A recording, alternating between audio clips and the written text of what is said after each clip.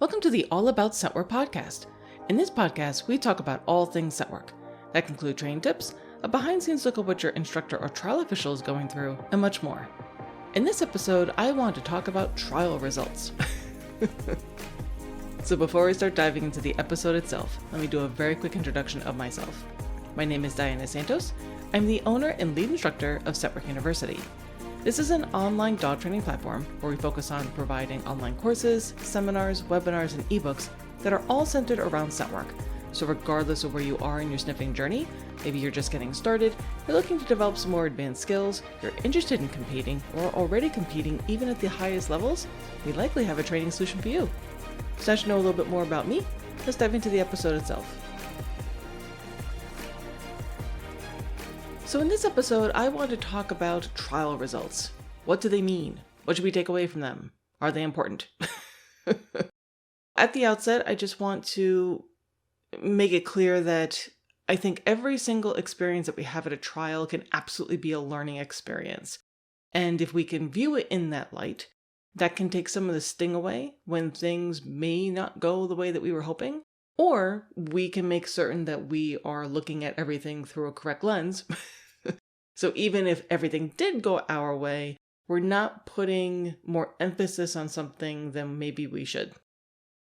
That does not mean, at the outset, that if you have done well at a trial, you're proud of your accomplishments, that you shouldn't be. You should. And everyone should revel in the opportunity to have that moment to play with their dogs.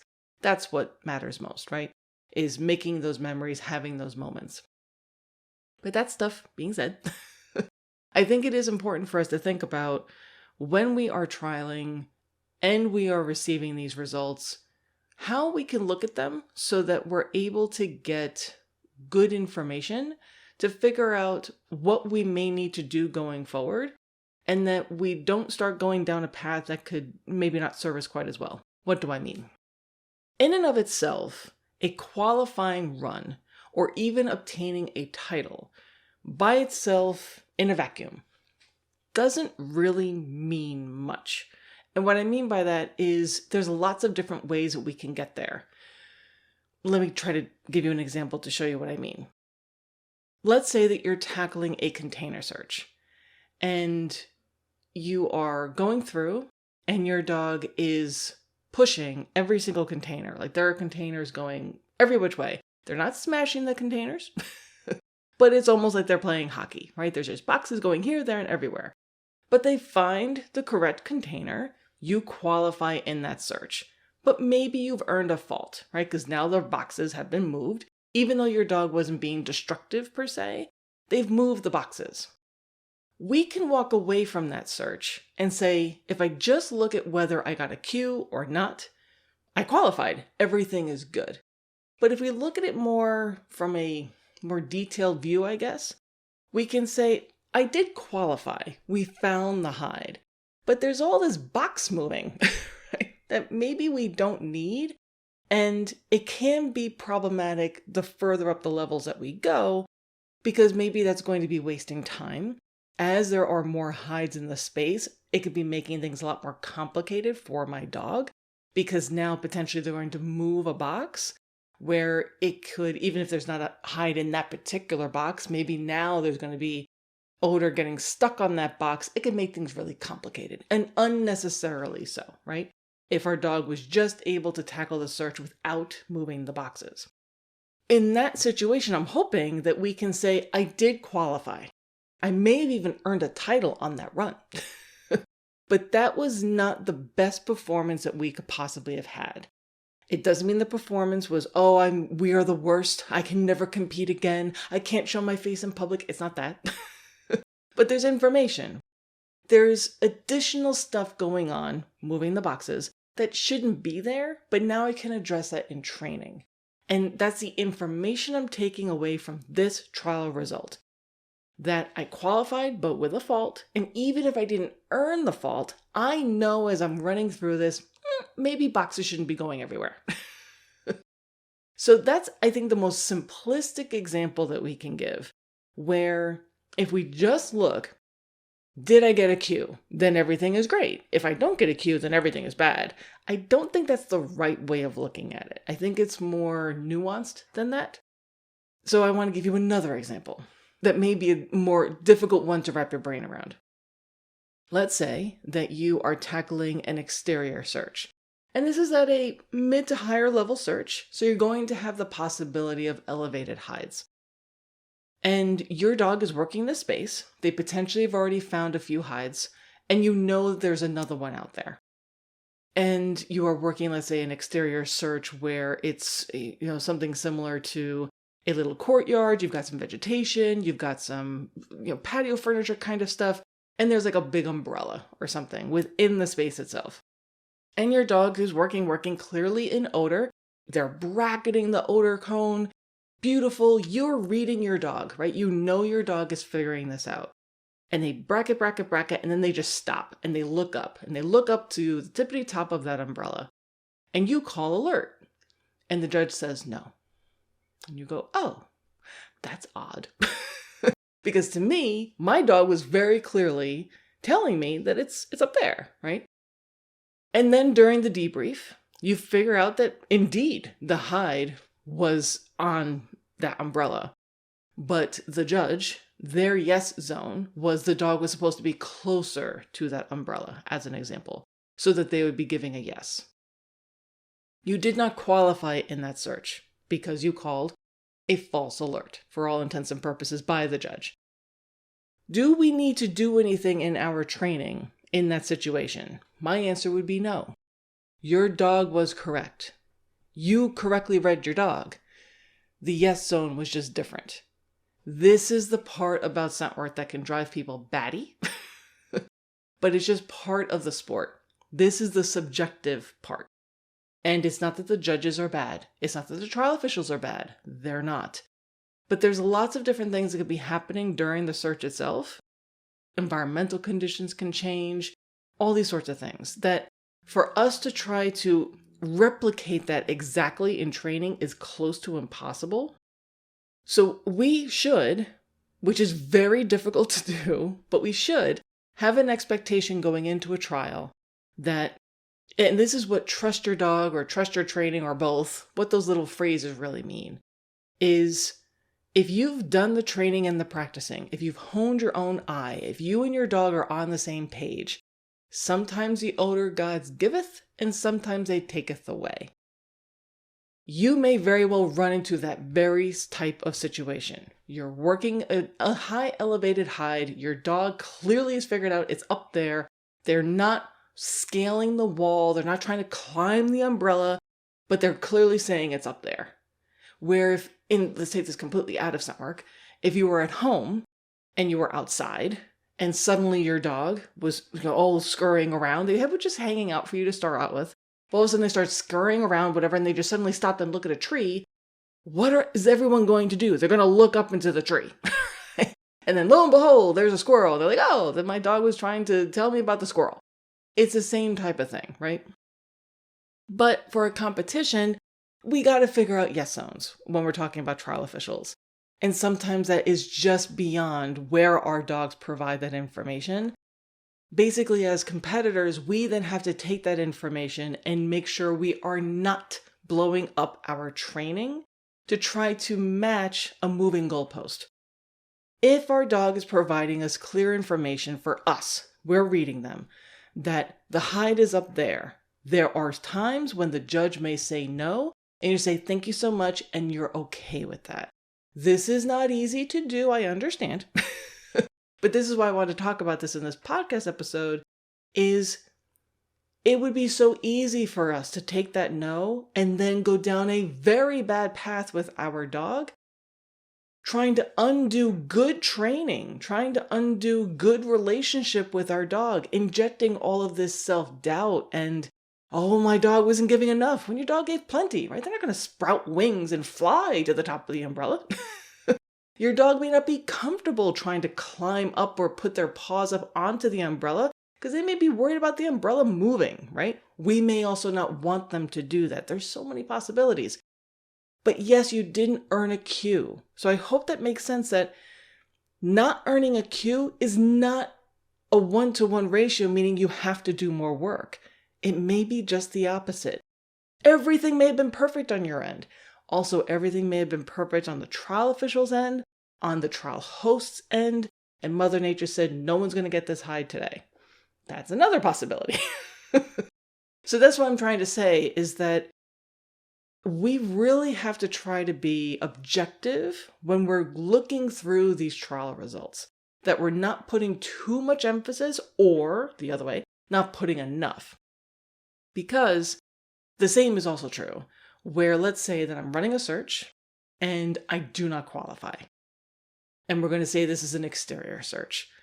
And we don't qualify because my dog was so incredibly enamored by the kids playing soccer, 2 fields down. My dog is not focused in any way, shape, or form. My dog is like, odor? What odor? But look at the balls, right? And come to find out, when we stop to think about it, I've never done any training whatsoever in any type of field trip location. I've only ever practiced at home. Or I've only ever practiced at the training center. We've never done anything in these other types of situations where there's other things going on. In that situation, that trial result is giving us a whole lot of information. And I'm giving this example because it happened to me. This is what happened with me and my Valor, is that I knew that I wasn't doing enough field trip searches in any way, shape, or form. I was competing as a volunteer because I was a staff member. I knew we weren't ready to be doing this. It was quite literally, we're just going to do this because we can. And sure enough, he was like, look at the balls. And I was like, there's no way we're going to get this. And that was fine. And I took it, and I still took it hard that like, oh, I'm such a failure as a trainer. We didn't prepare. He was fine. I was fine. We would just practice more and we would be fine. But the point being is that it would be incorrect to look at that non-qualifying run and say the trial official did something wrong. The trial host didn't set it up correctly. It's unfair that they set this up where there was a soccer team playing within view of the search. That's not true, right? That is not the response that we should have. We should instead be introspective and say, okay, even if you have been doing field trip searches, you now have this wonderful piece of information that you may have not have known. My dog loves soccer balls. Who knew? Now I can practice with friends or my classmates. Maybe I can ask my instructor, can we do some searches where other parts of the class or someone else, whoever, they're just kicking a ball back and forth? And can we just have really super simple searches to let the dog know playing this game, way better than the soccer balls? I hope that makes sense. That it's not a Q good and Q bad. It's so much more involved than that. And we have to really think about how we're evaluating these results. Another thing that is possible is that we may very well qualify, we may even title, even though we weren't ready. And I've done this as well. Again, my Valor was incredible. He was amazing. He covered my butt more than I wish to admit. He was so talented. I was the one holding him back. And we flew through AKC Novice, absolutely flew through it. And I knew that we were flying through it. So then we started doing the other levels and we were still doing fairly well. We flew through NW1 and then I knew there was no way we were ready for NW2, but I did it anyway, knowing this, we haven't practiced, I haven't trained enough, nothing. And sure enough, we didn't pass. So simply earning a title, it matters how you earn that title. It matters what happened to actually go into earning that title. Having a title and not having a title, those aren't indicators of themselves either. Because I can honestly look back at our NW1 run and say, you know what, there wasn't a whole lot there for me to be overly proud of for me as a handler. I was a mess. I was not good with my handling. He was able to find hides in spite of me. And we hadn't done enough field trip searches. We hadn't done enough a lot of things. But basically, yeah, I got the NW1, but it wasn't something that I can say, you know what, we checked off all these boxes, and that's why we had the title. We didn't. We really got by the skin of our teeth. And it was all thanks to him. No thanks to me at all. So there was no reason in any logical sense for me to say, oh, let's give NW2 a try, right? It was just dumb. It was not a smart thing to do. So what I'm trying to convey here is that when you're trying to assess where are you right now in your sniffy journey, what skills maybe do you need to work on as a handler? What skills does your dog need to work on? What type of skills does your team need to work on? You're not going to get all the information simply by the number of cues or titles that you have. You could get pretty darn far and still not have everything mesh. You can also have some struggles even though your team is doing amazing. And that's what I'm trying to get across, is that we do, as we're describing trials, as tests, right? We're testing our training, but they're not a standardized test. It's not as though they're being done inside some laboratory where everyone has the same test and we can all just make certain that we're testing literally these specific things. And if you pass the test, then you have those things. If you don't pass the test, then you don't. It's so much more complicated than that, where you and your dog may very well have everything that you need. And also, it's a beautiful thing to watch you both work, where everyone watching you is like oohing and eyeing. They're like, oh, wow, this is, because you can feel it. It's almost magical, right? And you feel like it's magic as you're on the other end of the leash. Your dog is having a great time. You're both keyed in, and you don't qualify because maybe something was going on with odor. Also, we and our dogs are not robots. So we may train, we may practice, we may do all this learning and everything else, and then you were getting stuck in your head the night before and you didn't sleep well. You then got stuck in traffic. You got lost trying to get to the trial site. Your dog, happened to take a wrong step and they cracked one of their toenails. They have an upset tummy. They get yelled at in the parking lot. Who knows? All of those things can happen, or just one. And now suddenly you're kind of off kilter. And maybe that's going to cost you a cue or a title, or maybe a placement. Placements are a whole other thing. So let's just talk about this real quick. I have had over the years several conversations with clients and colleagues about this. And it breaks my heart. It really, really does. And here's why. I would check in on someone, let's say a client or a colleague who was competing, and the initial response would be disappointment. I'm like, oh, well, that's so sad. I'm sorry that it didn't go well. And the reason why it was disappointment wasn't because it didn't go well. It's because they thought it went really, really well, but they didn't place. And I'd be like, wait a minute, what do you mean? Hold the phone. And then we would get into the details. And I'll always remember this one example was this person was tackling a container search, and they felt it was a fantastic search. They and their dogs were just on. It was amazing. They felt as one. They were in sync, all this good stuff. And they had worked really hard on containers, which was another thing.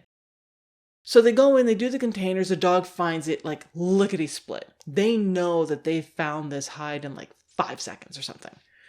They are on cloud 9 the whole day because they know that search was amazing.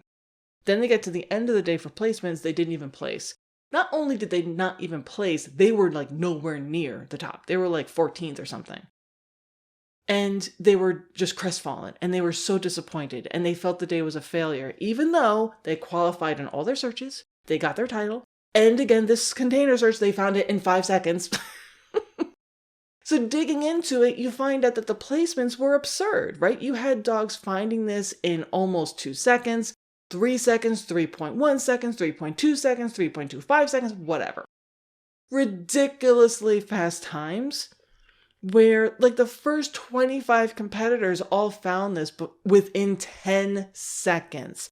10 seconds! Like, how can we be upset about a dog finding a hide within 10 seconds? That's ridiculous.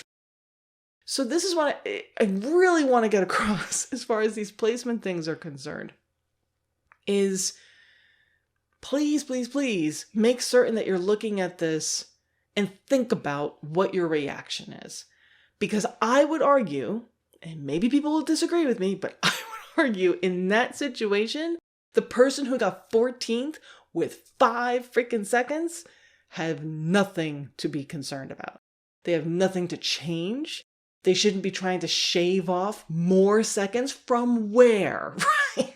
I don't understand. And they shouldn't be envious or like, oh, those other people who got it in 3 seconds or whatever. It's amazing, right? We can just sit there and just marvel at what our dogs are doing. And then also be like really impressed that dogs were able to get it within 3 seconds. That's incredible.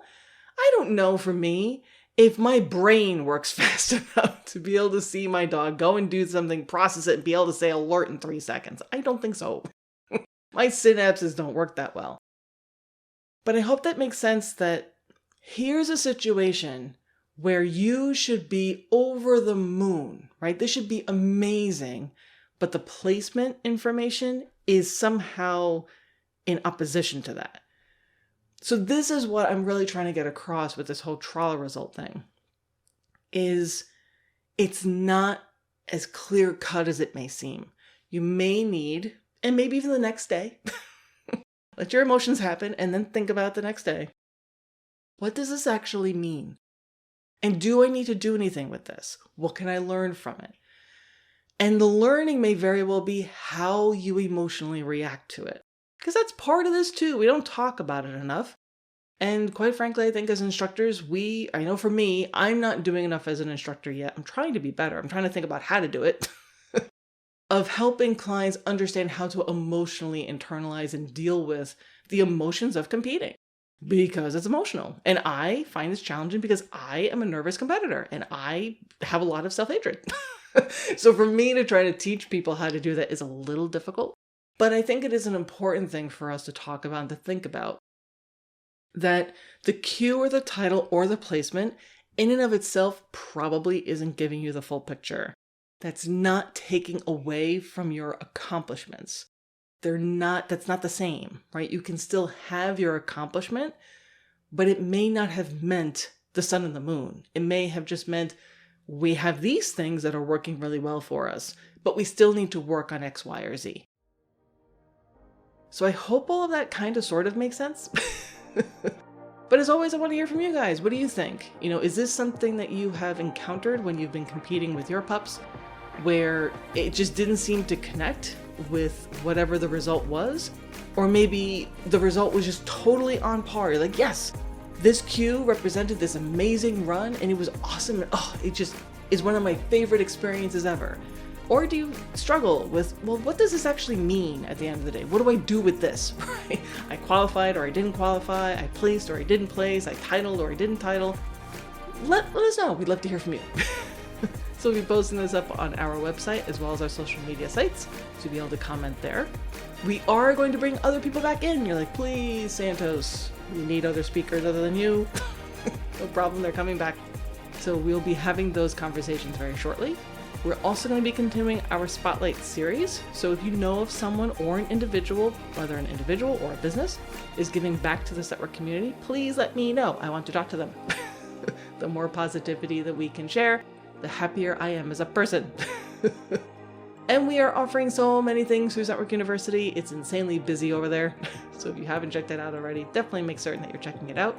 And if there's a certain topic that you're interested in for training, let me know. Additionally, one final thing before I let you all go. We're also working to build up our Pet Dog U platform. So we got some really great topic requests from our clients. Thank you, thank you, thank you. If there is something that you are interested in as far as a general dog training topic, maybe you got a new puppy, you brought in a new dog from the shelter, you have a dog for a while, you're like, you know what? We've been working around this issue, but I really would like some help with it.